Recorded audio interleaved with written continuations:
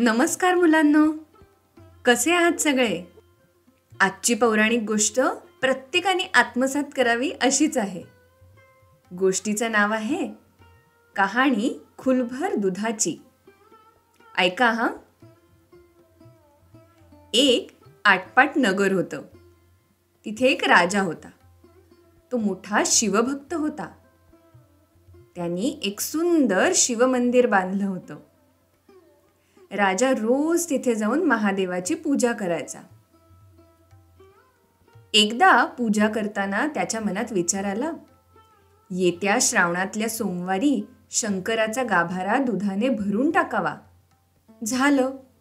राजाच्या मनात आल्यावर अंमलबजावणीला कितीसा वेळ लागणार होता. राजाने राजधानीत दवंडी पेटवली. येत्या सोमवारी गावातल्या सगळ्यांनी घरचं सगळं दूध आणून शंकरदेवांच्या गाभाऱ्यात ओतायचं. कोणीही घरी थेंबभरही दूध वापरायचे नाही. टिंग टिंग टिंग टिंग टिंग. सगळ्या प्रजेला धाक पडला. माणसं घाबरून गेली. कुणाच्या घरी लहान मुलं होती, वृद्ध आई वडील होते. कोणी कोणी दूध आणि फळांवरच उपवास करणार होते. आणि वासरांना पण दूध हवंच ना. पण करतात काय? राजाची आज्ञा. त्याच गावात एक म्हातारी आजी राहत होती. राजाची ही अशी दवंडी ऐकून तिला मोठं आश्चर्य वाटत होतं. तिला वाटलं, असं मुलाबाळांना उपाशी ठेवून का शंकर पावणार आहे? दुसऱ्या दिवशी सकाळी गावातली सगळी माणसं लवकर उठली. त्यांनी गुरांना नमस्कार करून गाई म्हशीचं दूध काढलं आणि घरची मुलं बाळं उठायच्या आत शंकराच्या देवळात आली. देवळात आल्याबरोबर आणलेलं दूध गाभाऱ्यात ओतू लागली. राजाचे शिपाई सतत फिरून लोकांना सगळं दूध गाभाऱ्यात ओतायची ताकीदच देत होते. पण गाभारा काही भरतच नव्हता. सगळ्यांनाच आश्चर्य वाटत होतं. एवढं दूध ओतलं तरी गाभारा अर्धाच.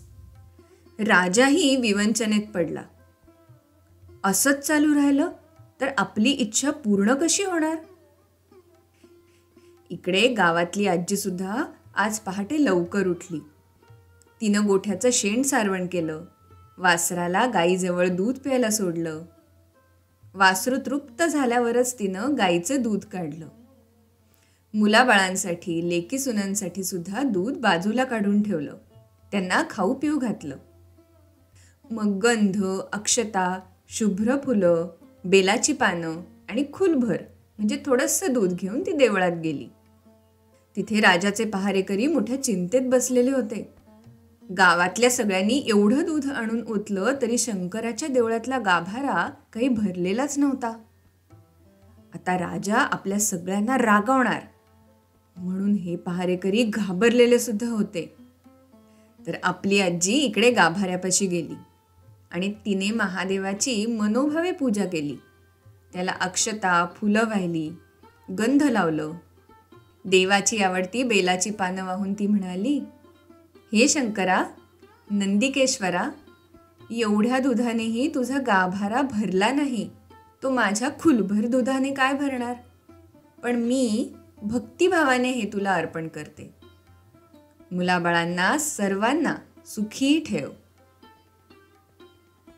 आणि काय आश्चर्य! महादेवाचा गाभारा दुधाने भरून गेला. बाहेरच उभ्या असलेल्या शिपायांनी हा चमत्कार पाहिला आणि त्यांनी म्हाताऱ्या आजीला तिथेच थांबवून ठेवलं. काही शिपायांनी ही गोष्ट तडक जाऊन राजाला सांगितली. आजी बिचारी घाबरून गेली. तिचं काय चुकलंय नक्की हेच तिला कळेना. काही वेळाने राजाने येऊन विचारलं, आजी, आपण असा काय चमत्कार केलात की तुमच्या एवढ्याशा दुधाने देवाचा संपूर्ण गाभारा भरला? आजी म्हणाली, राजा, तुझ्या आज्ञेने काय झालं? दुधावर अवलंबून असलेल्या वासरांची, मुलाबाळांची भूक भागलीच नाही. त्यामुळे मोठ्या माणसांचे तुला आशीर्वाद मिळण्याऐवजी तुझ्याविषयी सगळ्यांच्या मनात राग मात्र निर्माण झाला. देव भावाचा भुकेला असतो. कुठल्या भावनेने लोक आपल्याला नमस्कार करतात हे देवाला जास्ती महत्त्वाचं वाटतं. असं दूध वाया घालवण्यापेक्षा जे भुकेले आहेत त्यांना पाजलं तर ती देवाची खरी भक्ती होईल. आजीचं बोलणं ऐकल्यावर राजाला स्वतःची चूक कळली. त्याला स्वतःची लाजही वाटली. त्याने त्या आजीला आदराने नमस्कार केला. तिला साडी चोळी बक्षीस देऊन तिची आदराने पाठवणी केली. आणि मग पुढच्या सोमवारी राजाने भक्तिभावाने महादेवाची पूजा केली आणि खुलभरच दूध देवाला अर्पण केलं. पूजेचा भक्तीचा खरा अर्थ राजाला कळला. त्याच्या मनाचा गाभारा अगदी समाधानाने भरून गेला. तिथून पुढे आपल्या प्रजेला सुखात ठेवून स्वतःही राजाने अगदी समाधानाने राज्य केलं. राजाला आणि प्रजेला जसा महादेव पावला तसा तुम्हा आम्हा सर्वांना पावो.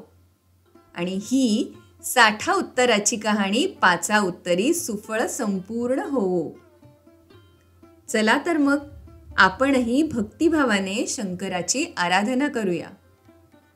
कैलास राणा शिवचंद्र मौळी, फणींद्र माथा मुकुटी झळाळी, कारुण्य सिंधू भवदुःखहारी, तुझ वीण शंभो मज कोण तारी.